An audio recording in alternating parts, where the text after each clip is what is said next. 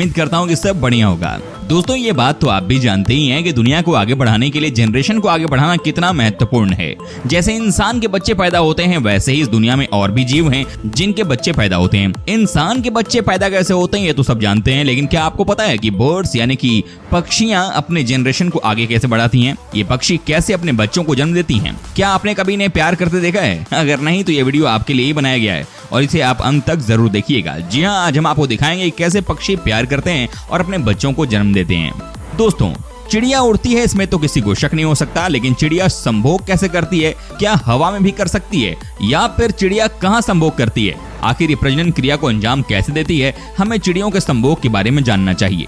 हम स्तनधारी जीवों के संभोग के बारे में समझते हैं, लेकिन चिड़ियों के बारे में भ्रम बना रहता है। ज्यादातर नर चिड़ियों के लिंग नहीं होते, इसके बावजूद नर और मादा दोनों संभोग करते हैं। क्या आप क्लोएका के बारे में जानते हैं? ये चिड़ियों, रेंगने वाले जीवों और पानी में रहने वाले जीवों में होता है। क्लोएका एक ऐसा आंतरिक चैम्बर है जिसमें सुराख होता है। ये चिड़ियों का संभोग अंग है। यही वृषण या अंडाशय है। यही स्पर्म या एग्स छोड़े जाते हैं। क्लोएका केवल सेक्स के वक्त ही नहीं खुलता, बल्कि पेशाब और मल भी इसी के जरिए निकलता है। चिड़ियों में जब रोमांस का मौसम होता है तो नर और मादा दोनों के क्लोएका में उभार को देखा जा सकता है। ये चिड़ियों के शरीर में थोड़ा उभरा हुआ दिखता है और एक तरह संकेत की तरह है कि मौसम आ गया है। उछल कूद मचाते वक्त चिड़ियों के उभरे हुए क्लोएका आपस में रगड़ खाते हैं। नर चिड़िया का स्पर्म क्लोएका में स्टोर रहता है। रगड़ खाने के दौरान नर चिड़िया का स्पर्म मादा क्लोएका में चला जाता है और इसी से प्रजनन क्रिया शुरू हो जाती है।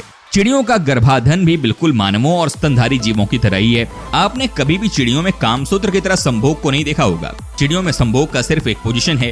कहा जाता है कि पक्षी उड़ते हुए भी संभोग करते हैं, लेकिन ऐसा उनके लिए संभव नहीं है। सामान्य रूप से नर पक्षी मादा के ऊपर बैठता है। वो मादा पक्षी के पूंछ पंख को अपनी तरफ मोड़ता है ताकि क्लोएका को खोल सके। उसी वक्त बड़ी चालाकी से वो अपने क्लोएका को मादा क्लोएका से रगड़ता है। दोनों के बीच ये बेहद कोमल क्षण होता है। इस दौरान ये सफल संभोग के लिए कई कोशिशें करते हैं। अक्सर ये फन के लिए ऐसा करते हैं या फिर स्पर्म ट्रांसफर के लिए। रोमांस के क्षणों में पक्षी कई बार संभोग करते हैं। दोस्तों आपको जानकर हैरानी होगी कि वर्तमान में दुनिया भर में पक्षियों की लगभग 8600 प्रजातियां और लगभग 100 बिलियन पक्षी हैं। पक्षियों का शरीर बहुत सुंदर होता है और वे पंखों से ढके होते हैं। ऐसे कई पक्षी हैं जिनके पास रंगीन पंख हैं, जबकि अन्य अपने आम दिखने और गहरे रंग के नहीं होने के कारण मानव आंखों से मुश्किल से दिखाई देते हैं।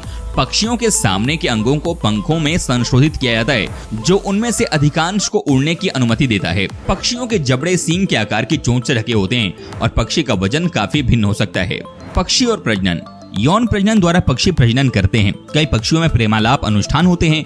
कई प्रजातियों के नर और मादा साथी बंधन विकसित करते हैं। वे प्रजनन के मौसम में कंपनी रखते हैं। नर पक्षी के यौन अंगों में एक जोड़ा अंडकोश होता है। महिला की यौन अंग में अंडाशय होता है। ये बाईं अंडाशय और डिंब वाहिनी एकमात्र कार्यात्मक अंडाशय है जो महिलाओं के पास है। नर पक्षी शुक्राणु। यौन प्रजनन के दौरान पुरुष का शुक्राणु अंडकोश से वास डिफरेंस में गुजरता है। ये वाहिनी एक चैनल है जो एक भंडारण अंग में सीवर के पास फैलता है। सीवर एक सामान्य कक्ष है जो मूत्र और युग्मक जैसे पाचन अपशिष्ट और मूत्र जननांगी उत्पादों को प्राप्त करता है। ये कई कोशिकाओं में आम है। सहवास और पक्षी। कुछ नर पक्षियों में वास्तव में एक लिंग के समान एक यौन अंग होता है। इनमें से कुछ में एसिरिफॉर्म, क्रेकिड और टिनेमाइड शामिल हैं। पक्षियों के बीच संभोग का कार्य आमतौर पर कुछ सेकंड तक रह सकता है। हालांकि अवधि पक्षी प्रजातियों पर निर्भर करती है। अधिनियम के दौरान पुरुष को आमतौर पर महिला की पीठ के ऊपर रखा जाता है। अंडे का जमाव।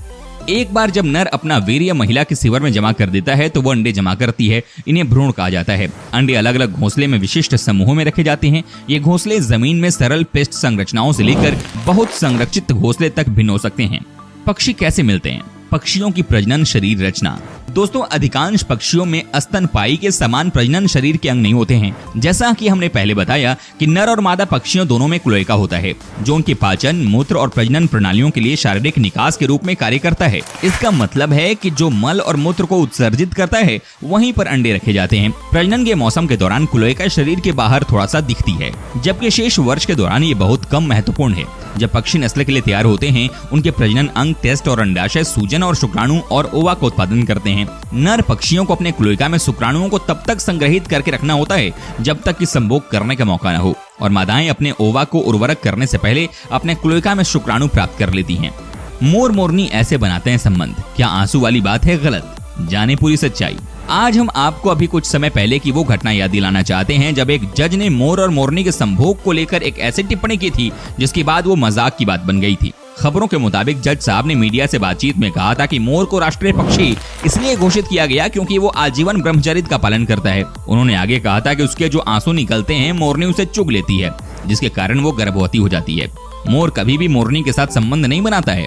इसके बाद जज साहब यही नहीं रुके, बल्कि उन्होंने भगवान श्री कृष्ण के मोर पंख धारण पर भी एक बयान दिया। उन्होंने कहा कि श्री कृष्ण ने इसे अपने मुकुट में इसलिए स्थान दिया है क्योंकि वो ब्रह्मचारी है और इसी वजह से ही मंदिरों में लगाया जाता है। ठीक इसी तरह गाय के अंदर भी इतने गुण हैं कि उसे राष्ट्रीय पशु घोषित किया जाना चाहिए। इस पर अपनी राय देते हुए पक्षी विशेषज्ञ ने कहा है कि जज साहब की बात में किसी तरह की सत्यता नहीं है। मोर सभी सामान्य पक्षियों की तरह ही प्रजनन करता है।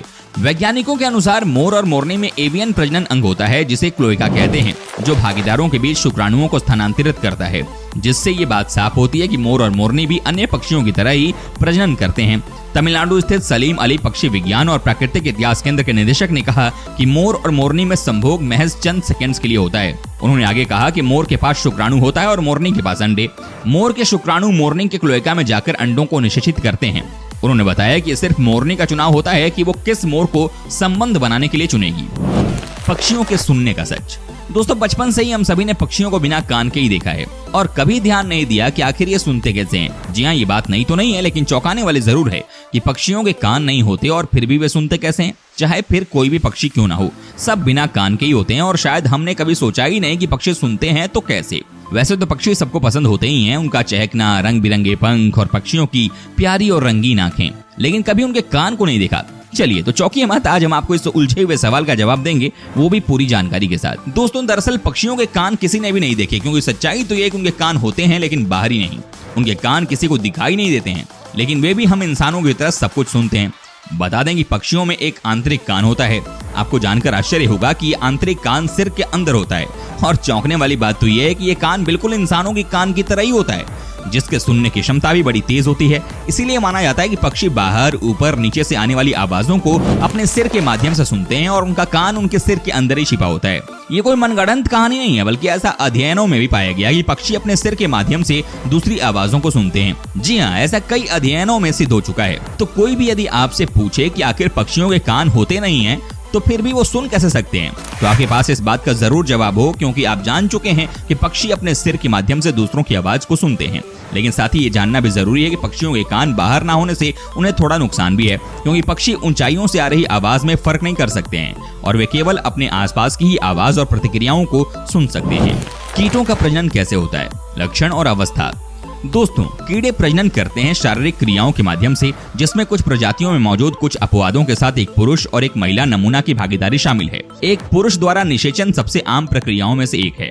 कई कीटों को अंडाकार माना जाता है।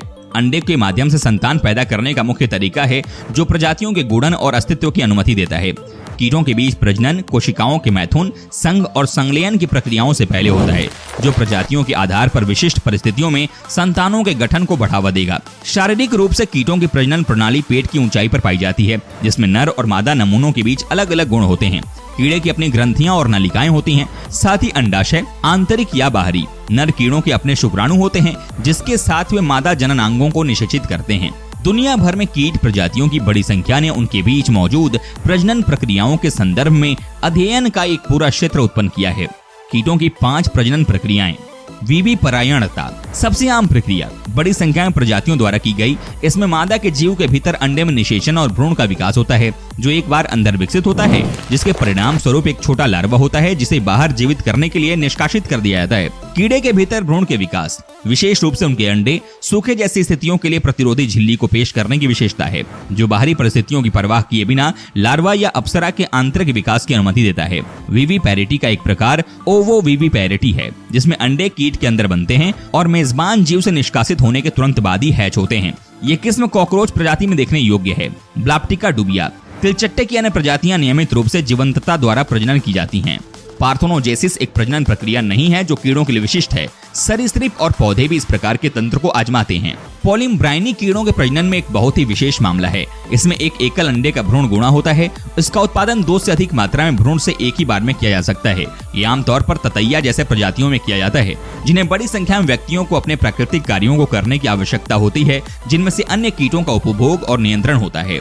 दोस्तों उम्मीद करता हूँ कि आपको हमारा ये एपिसोड पसंद आया होगा। साथ ही दोस्तों अगर आपको इस वीडियो पर कोई राय देनी है तो आप हमें कमेंट कर सकते हैं, हमें आपके कमेंट का रहता है इंतजार। और हाँ, अगर आप हमारे चैनल पर नए हैं तो प्लीज चैनल को सब्सक्राइब जरूर कर दीजिएगा, क्योंकि हम आपके लिए रोज इस तरह के वीडियो बनाते रहते हैं। दोस्तों अपना ख्याल रखिएगा, मिलेंगे अगले एपिसोड में, तब तक के लिए take care and bye bye.